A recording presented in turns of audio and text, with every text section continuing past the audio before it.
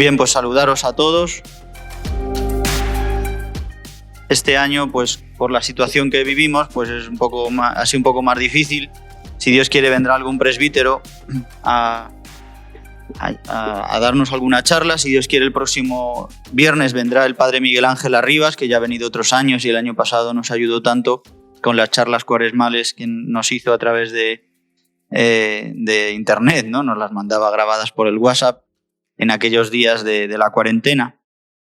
Al siguiente viernes, el día 5, si Dios quiere, vendrá también el padre Isaac Parra, que iba a venir el año pasado, que es un siervo del sufrimiento, que es esta congregación, asociación, instituto que se creó a la luz de la espiritualidad del Padre Pío. Es un experto del Padre Pío aquí en España. De hecho, nos traerá alguna reliquia para poder venerarla ese día y un poco que nos ayude a entrar en el misterio de pasión también a través de este gran santo. Y los demás días pues serán sorpresa, como el de hoy, que siempre el primer viernes intentamos ver a la luz del mensaje del Papa, pero si Dios quiere será Miguel Ángel Arribas el que nos tratará un poquito el mensaje del Papa, que os invito también que leáis. Es muy breve, pero es muy bello. También la homilía del Santo Padre del miércoles de ceniza, de la que un poco pues también diré algún perfil que creo que es bonito. Bien, saludar también a todos los que nos seguís desde YouTube y también los que luego escucharán esta charla a través de esta historia que han empezado a hacer Gonzalo y María y varios jóvenes de la parroquia para difundir pues, y ayudar en este tiempo a través de podcast. Bien, pues yo quería un poco en este día de Cuaresma, a mí me ayudaba siempre en el seminario que el rector, antes de empezar la Cuaresma, siempre nos hablaba con este librito. Este librito es el calendario litúrgico pastoral, por el que de la que lo edita la Conferencia Episcopal. Este librito lo tenemos ahí dentro en la sacristía. Este es el de nuestra casa, lo tenemos en casa también. Y es lo que nos indica de cómo se ha de celebrar cada día, ¿no? Nos dice qué memoria es, en qué día estamos, qué santo es, si es memoria libre, si es memoria obligatoria, si es una fiesta, si es una conmemoración. Y siempre viene una introducción de la Cuaresma, recogiendo, ¿no?, varios textos del magisterio, tanto directorios, del misal, ¿no?, que también cogeremos alguna cosa de la introducción general, bueno, y varias descripciones y aspectos importantes que resaltar para este tiempo de Cuaresma. Entonces, en primer lugar, quería leeros este inicio que es del Directorio sobre la piedad popular y la liturgia, y dice así. Dice, la Cuaresma es el tiempo que precede y dispone a la celebración de la Pascua.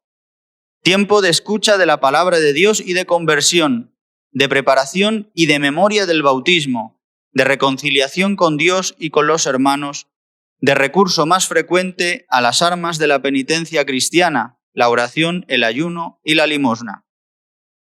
Con esta definición o introducción, pues nos dice lo que es la Cuaresma. Es un tiempo de 40 días que precede y dispone a la celebración de la Pascua. Esto lo sabemos, son 40 días desde el miércoles de ceniza hasta el jueves santo. 40 días. Tiempo de escucha de la palabra de Dios y de conversión. Tiempo de escucha de la palabra de Dios porque tenemos momentos más grandes. También veremos cómo en la liturgia de todos los días, ¿no?, es impresionante cómo la Iglesia ha estudiado, ¿no?, y ha visto cómo ponernos palabras para cada día que nos ayuden, para cada momento de la semana, para cada semana de la Cuaresma. Tenemos que contar que, digamos así, los domingos no cuentan como tal, ¿no? Contamos 40 días porque celebramos, ¿no?, la Pascua del Señor, pero si contamos los días, pues son estos 40 días en los que pues vamos adentrándonos en la preparación, ¿no?, de este tiempo que es la Semana Santa. Dice que también es de preparación y de memoria del bautismo. Memoria del bautismo. Decía el Papa justamente en la homilía del miércoles de ceniza que es un tiempo de descendimiento, es un tiempo de abajarse, no tanto de subir, que también veremos como en uno de los prefacios de Cuaresma se nos habla de que es el tiempo de la subida hacia el monte para el encuentro con el Señor. Ahora veremos también uno de esos aspectos. Pero el Papa hablaba también de este descendimiento, y esto es un poco lo que se hace en la preparación al bautismo. Los catecúmenos durante este tiempo, ¿qué son los catecúmenos? Pues son los adultos que no están bautizados, que a partir del siglo IV comienza a hacerse este catecumenado, y era en este tiempo, en el tiempo de Cuaresma, cuando se les escrutaba, se les preguntaba y se veía si podían ser preparados para el bautismo, si esta preparación había sido eficaz, si había signos de conversión grandes, y estos signos de conversión significaban cambios de vida muy serios. Por eso San Agustín, que fue uno de ellos, fue un catecúmeno que fue preparado y bautizado adulto por San Ambrosio, tuvo que cambiar de vida. Sabemos que San Agustín incluso tenía un hijo, ¿no? Sin haberse casado, ¿no? Tuvo una vida anterior, ¿no? Y tuvo que hacer un cambio radical, con unas renuncias, con unos ritos, con unos signos. Este catecumenado, digamos, estas entregas que se llaman, estos momentos importantes del catecumenado se hacen en este tiempo de Cuaresma. Por eso es un tiempo de bautismo. Si nos damos cuenta, este año no, porque estamos en el ciclo B, en el segundo ciclo, en el segundo año, en el que leemos a Marcos. No lo vamos a escuchar los domingos, pero en el ciclo A, en el año pasado, escuchamos varios evangelios bautismales que se llaman, que son la samaritana, Lázaro y el ciego de nacimiento, lo he dicho en desorden. La samaritana, el ciego de nacimiento y Lázaro, la resurrección de Lázaro. Son tres evangelios escritos para los catecúmenos. Aunque el primer siglo y segundo no había como tal esta iniciación, ¿no?, catecumenal de varios años, como en el siglo IV, pero había una preparación para los que iban a ser bautizados. Y estos evangelios fueron escritos de esta manera para justamente evangelizar a estos que se estaban preparando para el bautismo. Bien, pues para nosotros es un momento también de recordar, ¿no?, y de entrar y de renovar nuestro bautismo, que lo renovaremos en la noche de Pascua. Por eso la Pascua es tan importante, ¿no? Iremos adentrándonos también, y si Dios quiere en la última charla también podremos hablar un poquito de la importancia de la Pascua y el bautismo. Incluso estos evangelios que he dicho, en estas últimas ediciones de los leccionarios se pueden poner, y desde hace ya mucho tiempo, se pueden leer, se pueden proclamar en alguna misa de diario cuando no es el ciclo A. Es decir, en estas semanas siguientes, pues podremos leer. Es como una misa, digamos así, propia para uno de los días. En vez de leer la lectura propia del día de Cuaresma, se puede leer ese evangelio, esas lecturas, con las lecturas, digamos así, bautismales. Dice que también es un tiempo de reconciliación con Dios y con los hermanos. Es muy importante en este tiempo, como ahora leeremos también, pues el confesarnos. Pero no solo el confesarnos, sino vivir una celebración penitencial. El Concilio Vaticano II nos ha regalado no ha descubierto nada, lo que ha hecho es recuperar, volver a las fuentes, ¿no?, y celebrar de una manera litúrgica el sacramento de la penitencia. Porque durante siglos se quedó, ahora ya ni en el confesionario, ¿verdad?, que tenemos que pensar si podemos volver a confesar ahí, ¿no? Pues bueno, tú ibas a confesarte ahí al confesionario y ya está, ¿no? Tú con Dios, con el sacerdote y punto, pero no hay una preparación previa. Sí, bueno, tú haces el examen de conciencia en tu casa y te preparas y ves tus pecados y poco más. Pero el Concilio Vaticano II recupera la celebración penitencial, que ahora veremos también qué fuentes tiene, qué inicios tiene, en el que hay una liturgia de la palabra, donde a la luz de la palabra de Dios podemos ver nuestros pecados, hay oraciones y después la confesión, cada uno con un presbítero, y la absolución individual, pero luego una acción de gracias conjunta también, una celebración, o sea, vivirlo como una celebración litúrgica, no como voy a lavarme las manos, ¿no? Que sí, ciertamente lo es también, pero tiene una fuerza mayor porque nos hace recuperar no solamente la reconciliación con Dios, sino la reconciliación también con los hermanos. Y volver a tomar, a ser introducidos en el cuerpo de Cristo, digamos así, ¿no? Somos, al ser reconciliados con Dios y con los hermanos, en el sacramento de la penitencia, volvemos a introducirnos en el cuerpo de Cristo, porque el pecado lo que nos hace es sacarnos de la comunión con Dios y con los hermanos. Dice San Agustín que el sacramento de la penitencia es un segundo bautismo, ¿no? Lo llama así. Segundo bautismo, tabla de salvación. No, ahora nosotros nos podemos confesar pues muchas veces, pero en la época del catecumenado de adultos, sobre todo a partir del siglo IV y tal, la confesión no empieza, digamos, a ser así más común hasta bastante tarde, ¿eh? Estamos hablando de la Edad Media muy tardía, donde empieza ya la confesión a ser un poco más habitual, ¿no? En los primeros siglos, si acaso te confesabas una vez o dos veces en la vida. Entonces el combate pues era serio, ¿no? Claro, luego entraban ahí las tretas, ¿no? Y no la recta intención, entonces decíamos, ya no me confieso porque si no, no puedo pecar, ¿no? Tristemente, ¿no? Era así, pues así es el corazón del hombre. Gracias a Dios la Iglesia pues ha ido luego ampliando y dándonos más ayudas y más ayudas y más ayudas para poder estar en comunión, ¿no? Con Dios y con la Iglesia. Bien, sigo. Dice que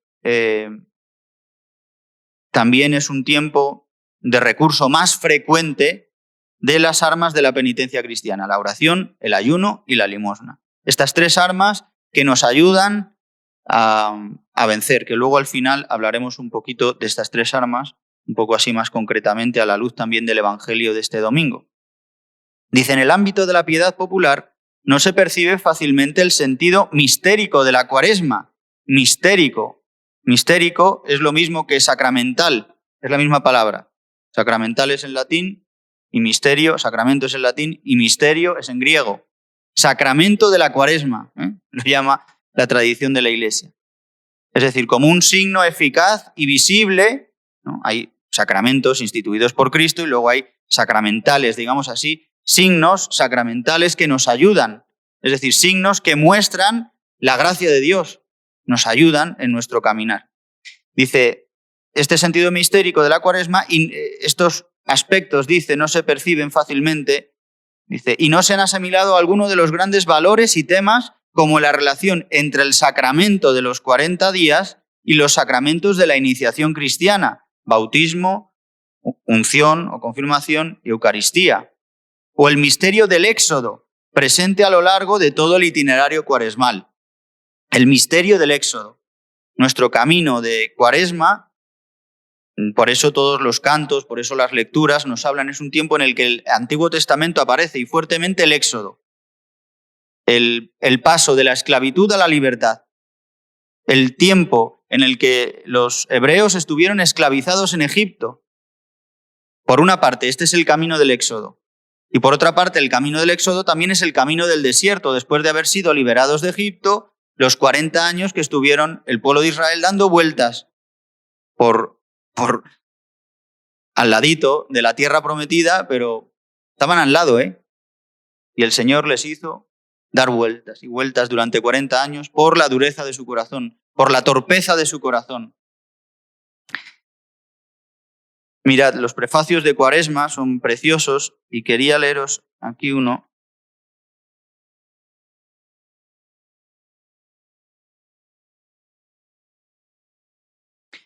Dice el prefacio quinto de Cuaresma, que se titula El camino del Éxodo en el desierto cuaresmal. Después de estas invocaciones, esta invitación, el Señor esté con vosotros, levantemos el corazón, demos gracias al Señor. Después de la primera invocación, que dice, en verdad es justo bendecir tu nombre, Padre rico en misericordia, ahora que en nuestro itinerario hacia la luz pascual seguimos los pasos de Cristo, Maestro y modelo de la humanidad reconciliada en el amor. Dice, tú abres a la Iglesia el camino de un nuevo éxodo a través del desierto cuaresmal, para que llegados a la montaña santa, con el corazón contrito y humillado, reavivemos nuestra vocación de pueblo de la alianza, convocado para bendecir tu nombre, escuchar tu palabra y experimentar con gozo tus maravillas. El pueblo de Israel tiene muy claro, de hecho para ellos la Pascua, como sabéis, es impresionante cómo viven actualmente todavía la Pascua. Y nosotros vivimos esta Pascua también porque Jesús vivió la Pascua. Recordemos que Jesús es judío O sea, nuestra Eucaristía, nuestra Pascua, nuestra vigilia pascual, está basada en eso, en la liberación que supone para el pueblo de Israel. Tiene muy claro que esa noche celebra un memorial. Esta es una palabra clave. Cuando dice Jesús en memoria mía, o memoria de mí, está diciendo memorial, que para nosotros los cristianos ha sido mucho más que para los hebreos, porque los hebreos es simplemente un traer a la memoria, traer al corazón. Para nosotros es que se actualiza el misterio pascual de Cristo. Para los hebreos, recordar, por eso transmiten la fe a sus hijos en esa noche de Pascua. Les transmiten que han sido liberados de Egipto. Hay unas palabras, ¿no?, del Deuteronomio, dice, yo era un arameo, mi padre era un arameo errante, ¿no?, que fue esclavo en Egipto durante 400 años, sus abuelos, sus padres, ¿no?, y fue liberado con brazo fuerte, le sacó el Señor de Egipto. Esto es lo que estructura la vida del pueblo de Israel. Por eso esto, a la luz de Cristo, retoma un sentido nuevo. Dice, tú abres a la Iglesia el camino de un nuevo éxodo. Un nuevo éxodo que es este camino de ser liberados de la esclavitud de Egipto, de hacer ladrillos, que es la esclavitud del pecado, de un faraón, Satanás, ¿verdad?, que nos domina a través del pecado.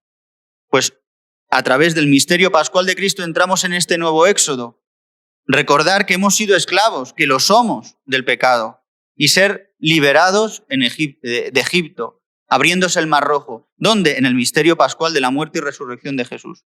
Pero a la vez, llevados en este éxodo, después de ser liberados por Egipto, llevados por el desierto, 40 años, hasta la montaña santa, dice.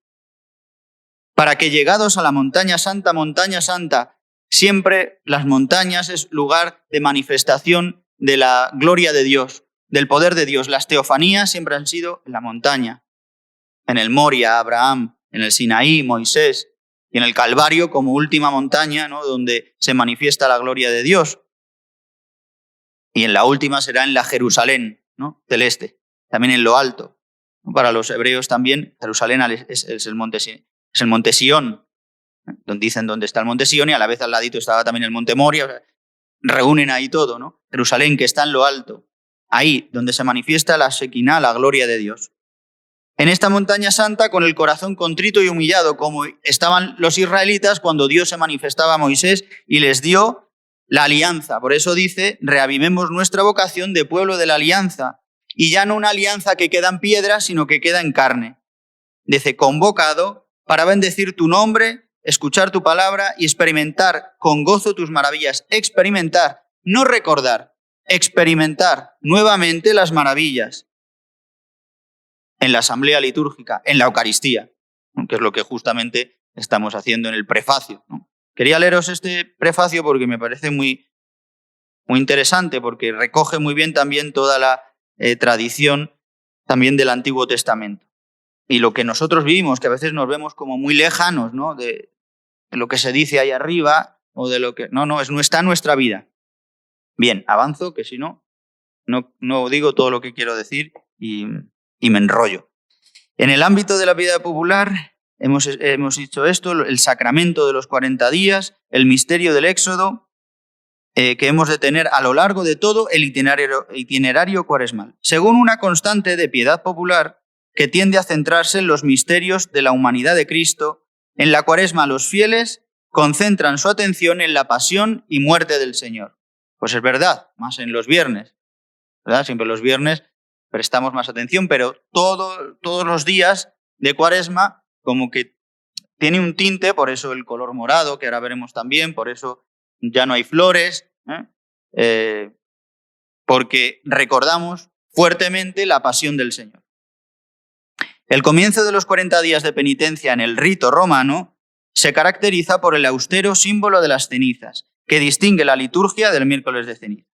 Propio de los antiguos ritos con los que los pecadores convertidos se sometían a la penitencia canónica, el gesto de cubrirse con ceniza tiene el sentido de reconocer la propia fragilidad y mortalidad que necesita ser redimida por la misericordia de Dios. Lejos de ser un gesto puramente exterior, la Iglesia lo ha conservado como signo de la actitud del corazón penitente que cada bautizado está llamado a asumir en el itinerario cuaresmal. Se debe ayudar a los fieles que acuden en gran número a recibir la ceniza, a que capten el significado interior que tiene este gesto, que abre a la conversión y al esfuerzo de la renovación pascual. Bueno, esto lo hemos vivido el otro día, la ceniza como este signo que ya vemos en todo el Antiguo Testamento, cuando como algo ya no solo que Dios mandaba, que lo sabemos, ¿no? Y que dentro de la ley de Moisés está también el que cuando uno comete un pecado, cuando uno hacer penitencia, vestirse de saco y cubrirse de ceniza. Pero hay como ya algo en nuestro ser más profundo del arrepentimiento. Cuando uno peca, cuando uno se siente mal, ¿no? Siente esta depresión, digamos así, ¿no? Y este signo de vestirse de saco, ¿no? De sentirse por tierra, de tirarse esta ceniza, ¿no? También como purificación. No sé si sabéis que con la ceniza es con lo que se hace la lejía, ¿no? Vamos, es de donde se saca y con lo que antiguamente se limpiaba también. Por eso dice, ¿no? Con lejía de lavandero, dice, ¿no? Pues para que entendamos, los antiguos inmediatamente veían la ceniza, ¿no? Que purifica. Es ceniza que ha sido obtenida del fuego, que también purifica, ¿no? Bueno, estos son pequeños detalles que nos ayudan. Bien, pues ahora quería leeros, es un poco más rollo así, pero creo que es importante recordar aspectos prácticos de la Cuaresma, ¿no? Aspectos así generales. No como normas, sino para vivirlas en su intensidad, también lo que vivimos en la liturgia. Bien, dice, normas particulares del tiempo de Cuaresma. Bueno, un inciso primero, que las lecturas de todo el tiempo de Cuaresma son propias. Es verdad que durante todo el tiempo ordinario también, pero para el tiempo de Cuaresma como que para cada día va en consonancia, si nos damos cuenta también en la liturgia de las horas, en las laudes, en las vísperas, que coincide con el Evangelio del día, como en Adviento, siempre pasan los tiempos fuertes, pero en la Cuaresma todavía más. De hecho, en Cuaresma no se celebra ninguna fiesta de ningún santo, excepto de San José, ¿no? Porque es solemnidad, y poco más. Para poder celebrarlo tiene que ser o el patrón del lugar, o tienes que tener permiso del obispo, porque sea, ¿no? Algo importante, ¿no?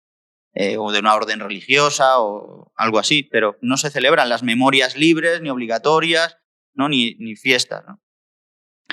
Por eso las lecturas pues es muy importante porque nos van acompañando. Casi todas las lecturas del diario, digamos así, siempre es una del Antiguo Testamento y del Nuevo y el Evangelio, que van en consonancia. Luego habrá un tiempo, y siempre son, bueno, pues depende del momento del Evangelio, luego hay un tiempo en el que se lee al evangelista San Juan, bueno, y luego los domingos, que van marcados siempre pues por el ciclo. Pero aunque cambie el ciclo, como hemos dicho que en el ciclo A se proclaman estos evangelios bautismales, siempre, sea el ciclo que sea, el primer domingo de Cuaresma se proclaman las tentaciones de Jesús, que este domingo se proclaman las de Marcos, como toca, y el segundo, la transfiguración. Bueno, y el último, digamos así, de Cuaresma, que es el domingo de Ramos, en el que se proclama la pasión del Señor, y antes de la procesión también la entrada en Jerusalén, dependiendo también del año del Mateo, Marcos o Lucas. Bien, entonces vamos con las normas particulares del tiempo de Cuaresma. El formulario de la misa es propio para cada misa, es decir, las oraciones para cada día de Cuaresma son propias. Durante las ferias de Cuaresma se dice la misa del día litúrgico propio. Bien, esto es lo que os he dicho antes un poquito, de las oraciones de cada día. Dice, en el miércoles de ceniza, lo que os he comentado antes, y las ferias de Semana Santa no está permitido hacer ninguna memoria, ni siquiera como conmemoración. Lo que os decía de los santos, igualmente no se pueden hacer ninguna misa votiva. Ahora estas misas que a veces hacemos, pues del Espíritu Santo, que el Padre Israel lo suele hacer los lunes, o los viernes que yo suelo hacer de la Preciosísima Sangre, o no se pueden hacer porque prima, digamos así, las misas de Cuaresma. Bueno, los domingos no se permiten las misas de difuntos, tampoco exequiales, que esto no significa el poder ofrecer una intención por un difunto, que muchas veces eso queda ahí. No se puede hacer, digamos así, un funeral en vez de la misa de diario, para que lo entendamos. El color de las vestiduras litúrgicas es el morado o el violeta. El rosa puede emplearse el domingo cuarto, letare. En las memorias de los santos, aunque se haga conmemoración, debe usarse el color morado o violeta. Bueno, pues eso lo sabemos, este color de penitencia, que se atenúa un poquito el domingo cuarto, que es el domingo letare, el de la alegría. Bueno, es una tradición, ¿no? Este rosa así un poquito, un violeta más apagadillo, ¿no? Más vivaz, más bien, no tan oscuro como el morado.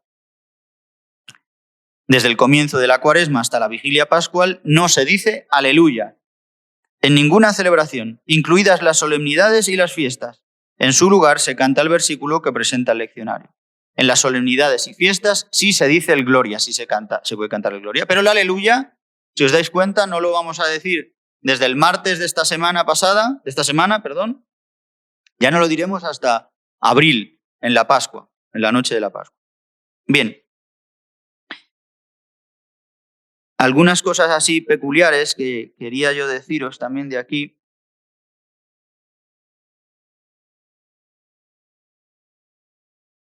Bien, lo que hemos dicho de la penitencia, hay una tradición muy antigua que es de donde, digamos así, es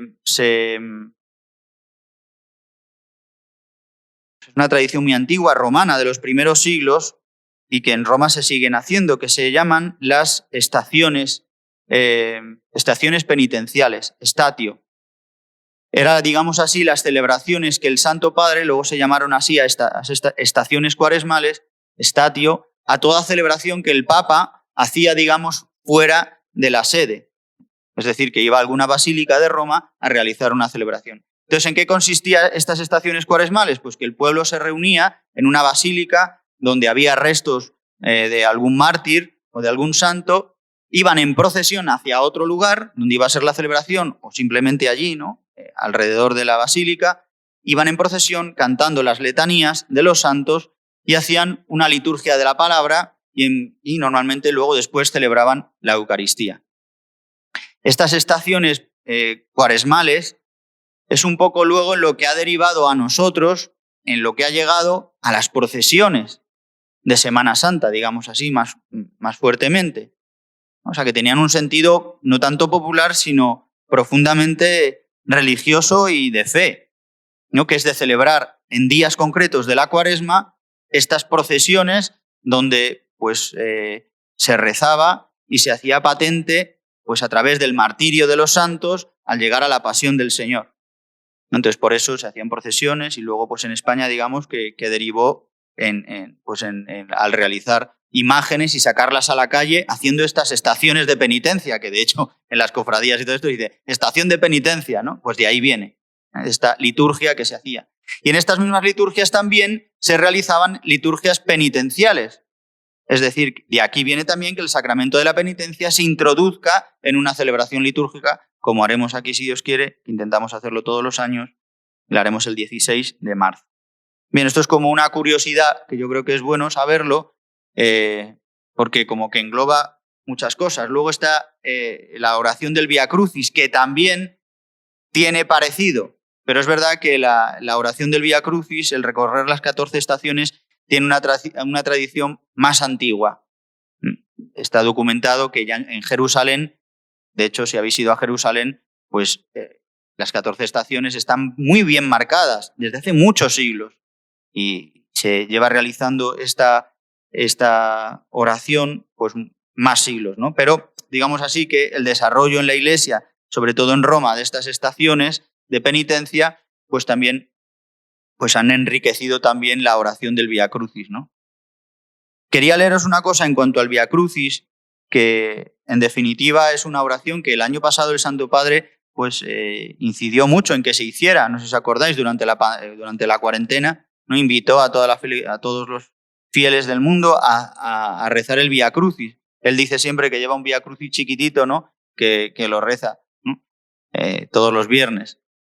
No sé si todos los días, no me acuerdo si decía todos los días o todos los viernes. Pero en definitiva, el Vía Crucis es recordar la pasión del Señor, parte por parte, ¿no? Así lo han hecho muchísimos santos. Quería leeros un texto de la Beata Catalina de Emmerich, que es verdad que sus revelaciones pues no son palabra de Dios, ¿no? Porque son revelaciones privadas de una mujer que todavía no es santa, es beata, pero que de hecho, para que veáis pues la autenticidad, gracias a sus revelaciones se descubrió donde la Virgen María murió, que fue en Éfeso. por las revelaciones que esta mujer tuvo, se leyeron, ¿no? Unos investigadores dijeron, vamos a tomar como que es verdad lo que ha dicho esta santa, esta beata, ella no es santa, vamos a tomarlo en verdad. Se fueron a Éfeso, hace una descripción, pero impresionante, en un monte, detrás de no sé qué, de una colina, ¿no? Lo podéis leer en los documentos de esta beata, y dice, ¿no? Y descubrieron que había una casa datada del siglo II en Éfeso, con las mismas características, la misma planta que describía, y se suponía que podía ser, y que la tradición decía en aquel lugar que se veneraba aquel lugar y que se construyó allí una iglesia venerando el lugar donde la Virgen María vivió con el apóstol San Juan, ya muy mayor, y murió. Digo esto porque voy a leeros un texto en el que la Virgen María, ¿no? Esta beata, narra cómo la Virgen María realizaba esta oración del Vía Crucis. Pero antes lo empezó a hacer en Jerusalén. Voy a leeros la narración que cuenta que esta beata, Catalina de Emmerich, que es en estas revelaciones es en lo que se basó Mel Gibson para hacer la película de la Pasión, que son muy fidedignas a lo que narra el Evangelio, pero con alguna precisión más. Bueno, os cuento qué es lo que ves Catalina cuando ve a María rezar e ir por las calles de Jerusalén. Dice así. Después del doloroso encuentro de la Santísima Virgen con su Hijo cargado con la cruz, fue llevada de aquel sitio sin conocimiento por sus amigos. El amor, el ardiente deseo de estar cerca de Jesús y de no abandonarle, le dieron una fuerza sobrenatural. Marcharon a casa de Lázaro, donde se encontraban las otras santas mujeres, y de allí partieron en número de 10 y 7 para seguir el camino de la pasión. Yo las vi cubiertas con sus velos hasta llegar hasta el foro sin atender a las injurias del populacho, besar la tierra en el sitio en que Jesús cargó con la cruz y después seguir el camino que él mismo había seguido. María buscaba las huellas de sus pies, iluminada interiormente, contaba todos sus pasos e indicaba a sus compañeras los lugares consagrados por alguna dolorosa circunstancia.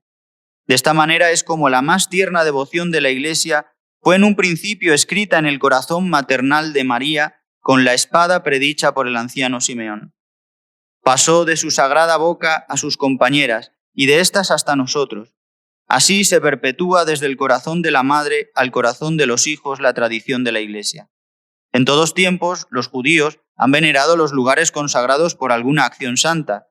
Allí ponían piedras para ir en peregrinación a adorarlas. Así el culto del Vía Crucis nació bajo los pies de Jesús, gracias al amor de la más tierna de las madres y en vista de las miras de Dios para con su pueblo. A mí me hacía un poco comparar esto, pues ahora con esta circunstancia que hemos vivido de la explosión de La Paloma, ¿no? En la que pues ahora ya en los bomberos han dicho que encontraron los cuerpos, que no sé qué, ¿no? Ese recuerdo, ¿no?, de esos momentos tan dramáticos, ¿no?, uno los tiene, se le graban, ¿no? Normalmente, a otros a lo mejor los borran inmediatamente, ¿no? Pero el ver, ¿no?, el que hayan visto el cuerpo de uno, del otro, el que hayan visto cómo estaba por aquí, que había una llama, ¿no? Este recuerdo que María tiene del encuentro con su hijo es lo que le hace enseñar a los apóstoles, ¿no?, y a estas mujeres el recorrido que Jesús hizo. Y de hecho es que en Jerusalén el camino, la vía sacra, está totalmente identificado, ¿no?, donde en cada lugar se supone que fue. Pero no importa tan solo la piedra, ¿no?, porque en Tierra Santa no importa si milimétricamente fue ahí o 2 pasos más allá, sino que en ese lugar fue donde la tradición nos ha dicho que tuvo lugar, ¿no?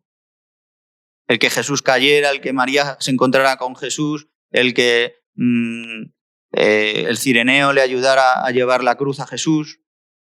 Bien, un poco más adelante, digamos, de estas revelaciones que tiene la beata Catalina Emmerich, habla de en Éfeso cómo rememora las mismas estaciones. Dice, en las cercanías de su vivienda había dispuesto y ordenado María Santísima las estaciones del Vía Crucis. La vi al principio ir sola por las estaciones de este camino, midiendo los pasos dados por su divino Hijo, que tenía anotados desde Jerusalén. Según los pasos que contaba, señalaba el lugar con una piedra y sobre esta piedra la vi escribir lo sucedido en la pasión del Señor y anotar el número de pasos hasta este lugar. Si encontraba un árbol en el camino, señalaba el paso de la pasión en el árbol mismo. Había señalado 12 estaciones. El camino llevaba al final a un matorral y el santo sepulcro estaba señalado en una gruta. Cuando hubo señalado estas 12 estaciones, vi a la Virgen María silenciosa recorrer con su fiel criada estos pasos de la pasión del Señor, meditando y orando. Cuando llegaban a una estación se detenían, meditaban el misterio de la estación y oraban. Poco a poco este Vía Crucis fue mejorado y arreglado y Juan, el apóstol, hizo poner mejor las piedras recordatorias con sus inscripciones. La gruta también fue agrandada, adornada convenientemente y transformada en lugar de oración. Bueno, esto es mucho más largo. Esto lo he cogido de este librito que me regalaron hace tiempo, que se llama Secretos de la Biblia, y son como varios trocitos de las revelaciones de Catalina Emmerich, pero las obras de Catalina Emmerich las tenéis disponibles también en internet, las tenéis. Bien, este detalle es un poco como que para que veamos la importancia también de la meditación de la pasión del Señor. ¿Cuántos santos han meditado la pasión? A lo mejor uno se lía un poco al rezar las estaciones y bueno, pues lo reza aquí en la iglesia con nosotros y bien. Pero lo importante es, en este tiempo también de Cuaresma, pues coger la pasión del Señor, te coges el Evangelio y leerlo y meditarlo. Y ahí, claro, vas por todas las estaciones, ¿no? Más todavía, más estaciones, ¿no? Bien.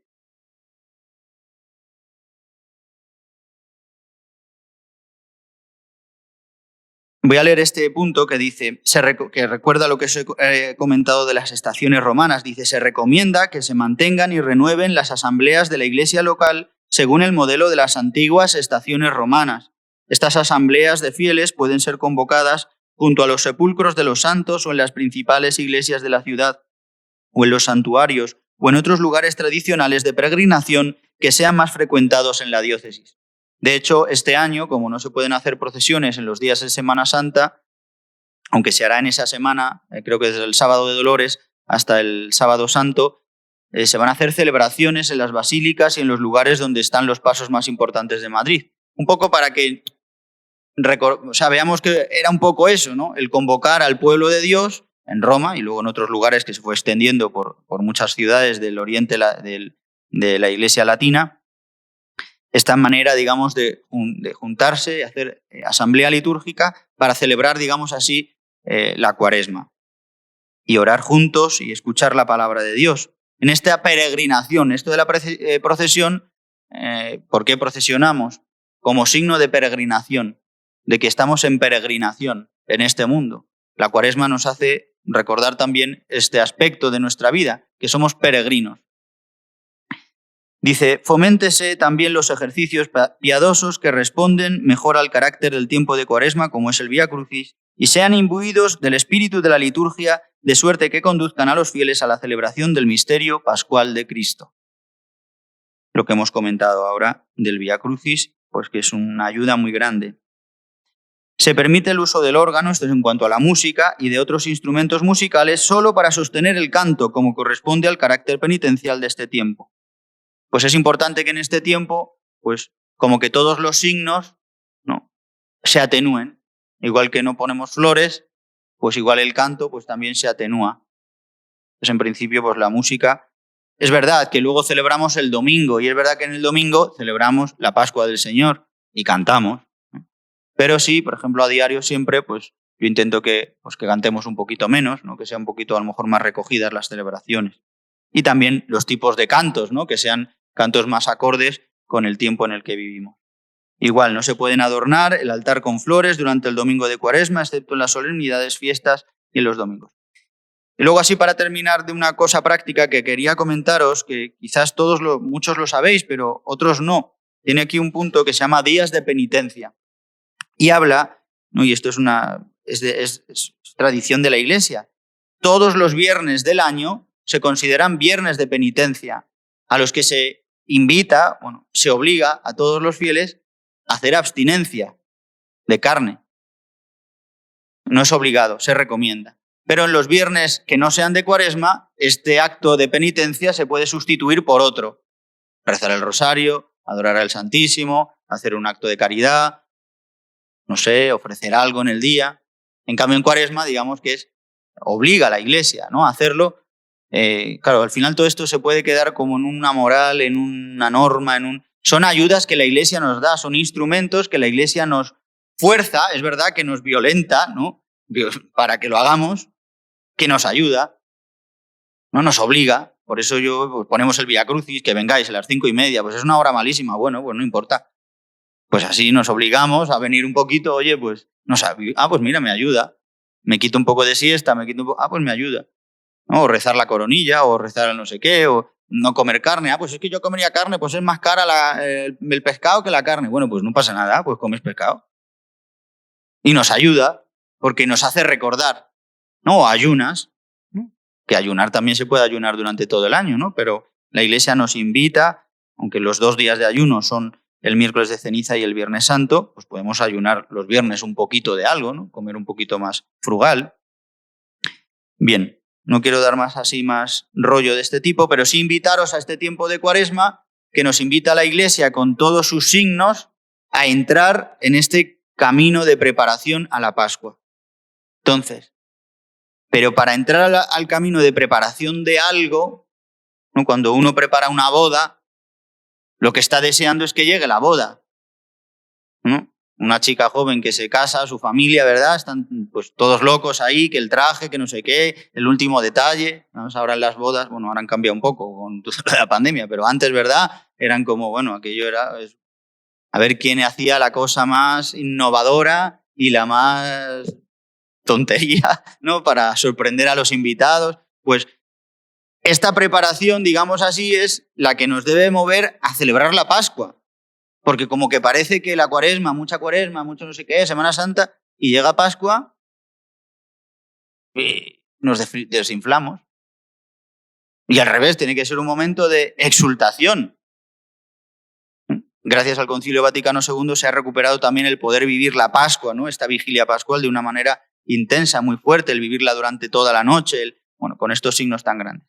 Bien, para terminar, ya quería que termináramos leyendo el Evangelio de este domingo, que como os he dicho, es el Evangelio siempre de las tentaciones. Este año Marcos, el Evangelio de Marcos es muy breve, aunque la homilía del domingo, pues hablaré otra vez y me escucharéis varias veces, ¿no? Cuando uno termina el domingo por la tarde ya no sabe qué ha dicho en cada homilía, ¿no? Sabe que has dicho más o menos lo mismo, pero pues de predicar 4 veces lo mismo, ¿no? Pues menos mal que existe el Espíritu Santo que nos auxilia. Bien, pues vamos a leer este Evangelio que es de San Marcos. Dice, el Espíritu empujó a Jesús al desierto, se quedó en el desierto 40 días, siendo tentado por Satanás. Vivió con las fieras y los ángeles lo servían. Después de que Juan fue entregado, Jesús se marchó a Galilea a proclamar el Evangelio de Dios. Decía, se ha cumplido el tiempo y está cerca el reino de Dios. Convertíos y creed en el Evangelio. Palabra del Señor. Pues bien, hermanos, este convertíos y creed en el Evangelio que hemos escuchado el miércoles de ceniza, que nos va a acompañar durante toda la Cuaresma, la conversión. ¿Y qué es la conversión? Volverse al Señor. O sea, es un movimiento del alma, del cuerpo, del espíritu, de la mente. Es un movimiento. Por eso nos dice la Iglesia, conviértete todos los días. Porque todos los días, ¿verdad?, vas a trabajar o vas al autobús, ¿verdad?, andando. Pues todos los días vuélvete al Señor. Porque la tendencia de nuestra carne es el pecado, es el mirarnos a nosotros mismos. La tendencia nuestra es dejarnos tentar por el demonio. Que a Jesús le tienta con estas 3 tentaciones y las digo muy brevemente. La tentación de la seguridad o del pan. Después de 40 días, Jesús sintió hambre. O sea, debía ser un hombre, comentábamos el padre Israel y yo ayer, creo que era, de Juan Ignacio, que tú y yo pues somos muy debiluchos, ¿no? Tú estás enfermo, yo también. No sé qué. O Jesús dicen que era un hombre fuerte, ¿no? El hombre más bello, dice, ¿no?, la Escritura, el hombre perfecto. Para aguantar 40 días sin comer, dice, y al fin sintió hambre. Y Satanás le dice, no, si eres hijo de Dios, convierte estas piedras en pan. sea, tiene poder, podía hacerlo. Y no lo hace. ¿Y cómo le contesta Jesús? No solo de pan vive el hombre, sino de toda palabra que sale de la boca de Dios. Nosotros, nos lo ha dicho el Papa, nos lo ha dicho siempre los santos, nos lo dice la Iglesia, nosotros no hablemos con el enemigo. Y el enemigo muchas veces está dentro, con nosotros ahí, y nos contestamos y nos preguntamos y nos decimos. No, responde con la palabra de Dios. No solo de pan vive el hombre. No solo de la seguridad de este mundo, que es lo que quiere decir este pan. La seguridad, el dinero, el dinerín. No solo vivimos de la seguridad de este mundo. ¿Y cómo ha respondido Jesucristo a esta palabra? No solamente con estas palabras, no solo de pan vive el hombre, sino siendo crucificado. Crucificado de pies y manos, sin poder moverse, sin poder comer. La seguridad que ha encontrado Jesús es en el madero. Esa es la seguridad. Esa es la seguridad con la que ha vencido el poder de Satanás. La segunda tentación. La tentación, digamos así, del mundo. Perdón, de la historia. Es decir, esta tentación en la que el demonio le pone, ¿no?, en lo alto en el pináculo del templo y le dice, mira, si te tiras, dice la palabra de Dios que al Hijo del Hombre no dejará que su pie resbale en la piedra, que no toque el suelo. Pero vendrán los ángeles y te recogerán. Y entonces no serás un fracasado, porque no le dice eso, no lo recoge el Evangelio, pero le diría, te recuerdo que tú lo que eres un hijo de un carpintero. Este año que vamos a celebrar San José, el hijo de José, que además lo decían despectivamente, porque sabían que no era de José. El hijo de María. El carpintero. Un carpinterucho, ¿a ti te van a hacer caso? Esta es la tentación que también nosotros tenemos, de tú con tu vida. ¿Cómo vas a ser feliz tú con tu vida? ¿Pero cómo te va a querer Dios con el sufrimiento que llevas? ¿Pero cómo? ¿Cómo puede ser posible con esta situación que tienes de tu hijo? Hombre, que haga un milagro Dios. Si es Dios, que haga un milagro. Pues Jesús, ¿cómo ha respondido a esto? Además de responder con la palabra de Dios, ¿no?, ha respondido siendo coronado de espinas.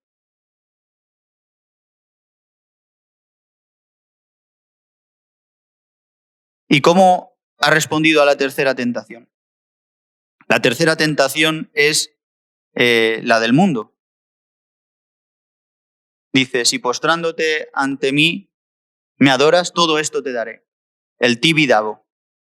Todo esto te daré. Todo esto, ¿no? Le sube también ahí. Dice, todo esto te daré. Si postrándote ante mí te adora. Ante mí me adoras. Y Jesús le dice, no, solo al Señor adorarás, ¿no? A la anterior tentación le ha respondido, no tentarás al Señor tu Dios. Es con lo que debemos responder, pero como a veces no, la palabra de Dios no está en nosotros, ¿con qué le respondes? Con la cruz. Respóndele con la cruz, con la corona de espinas, que ahí no lleva. Con la corona de espinas. ¿Y cómo responde a esta tercera tentación del mundo? Con la lanzada. En el costado, en el corazón. Así es como ha amado. No, al final el corazón es la sede de la conciencia, es la sede del afecto, es la sede de la felicidad, es la sede del gustirrinín. ¿Qué es lo que nos da el mundo? ¿Qué es lo que buscamos en el mundo? Estabilidad, que nos quieran, que todo esté bien, que estemos contentos. ¿Cómo ha respondido Jesús? ¿Cómo se adora? ¿Con qué se adora? No solo con el cuerpo, no solo con la mente, sino con el corazón, con el afecto, con la voluntad. ¿Cómo ha respondido Jesús? Siendo traspasado su corazón y derramando sangre y agua. Por eso, si nosotros no podemos responder con la palabra de Dios, porque pues muchas veces no podemos, responde con la cruz. Pon la cruz delante y mírala. Estas reflexiones que es la exégesis de la Iglesia, de la Escritura, que se nos abre la Escritura. ¿Por qué he dicho esto de la cruz? Porque es como Jesucristo cumple los mandamientos de Dios. Amarás al Señor tu Dios con todo tu corazón, con toda tu mente y con todas tus fuerzas, y al prójimo como a ti mismo. Haz esto y tendrás la vida eterna. Esta es la oración del Shema, que es en el que se resume, dirá Jesús, los 10 mandamientos, la ley. Es decir, Cristo ha podido cumplir como verdadero hombre los 10 mandamientos. ¿Y dónde los ha cumplido? En la cruz. O sea, que tiene que ver las tentaciones de Jesús, las nuestras, con el Shema, con la crucifixión, el misterio pascual de Cristo y con el poder amar de verdad. Así es como nos ha amado Dios. Nos ha amado cuando nosotros hemos puesto la seguridad en otros dioses, en el dinero, en el éxito, en el poder, en el ser alguien. Así nos ha amado Dios cuando nosotros hemos dudado de Él, cuando hemos dudado de que nos quería, cuando hemos dudado de que se ha equivocado. Pues Él nos ha amado. Y Él nos ha amado totalmente con todo el corazón cuando nosotros hemos adorado a otros dioses, nos hemos adorado a nosotros mismos, hemos amado a otros. Pues bien, hermanos, que esta palabra, que mañana la refrescaremos nuevamente por la celebración de la Eucaristía, pues que nos acompañe en este tiempo de Cuaresma. A mí me ayuda siempre porque pues en el camino neocatecumenal siempre Kiko Argüello y Carmen Hernández, todas las Cuaresmas nos recuerdan esta palabra así, con este significado, ¿no? Esta exégesis, nos muestran esta exégesis de la Iglesia, que es la exégesis, la interpretación que la Iglesia ha hecho de este pasaje del Evangelio, que siempre se proclama en el primer domingo de Cuaresma. Pues que nos abre este desierto en el que nos empuja el Espíritu, como ha dicho el Evangelio. Jesús es empujado por el Espíritu después del Jordán al desierto. Pues que así el Espíritu Santo nos lleva ahora, en este desierto que estamos viviendo también con la pandemia, que a Dios no se le ha escapado. Nos ha empujado a este desierto para llevarnos a conocer lo que hay en nuestro corazón, como llevó al pueblo de Israel. La llevaré al desierto para hacerle ver lo que hay en su corazón y para hablarle al corazón. Pues que dejemos que nos hable al corazón en esta Cuaresma y sintamos el poder amoroso del Padre. Pues se lo pedimos al Señor ahora con la oración que Él mismo nos ha enseñado. Padre nuestro que estás en el cielo, santificado sea tu nombre. Venga a nosotros tu reino. Hágase tu voluntad en la tierra como en el cielo. Danos hoy nuestro pan de cada día. Perdona nuestras ofensas, como también nosotros perdonamos a los que nos ofenden. No nos dejes caer en la tentación y líbranos del mal. Amén. Dios te salve María, llena eres de gracia, el Señor es contigo. Bendita tú eres entre todas las mujeres, y bendito es el fruto de tu vientre Jesús. Santa María, Madre de Dios, ruega por nosotros pecadores, ahora y en la hora de nuestra muerte. Amén. Gloria al Padre, al Hijo y al Espíritu Santo. El Señor esté con vosotros, y la bendición de Dios Todopoderoso, Padre, Hijo y Espíritu Santo, descienda sobre vosotros. Podéis ir en paz.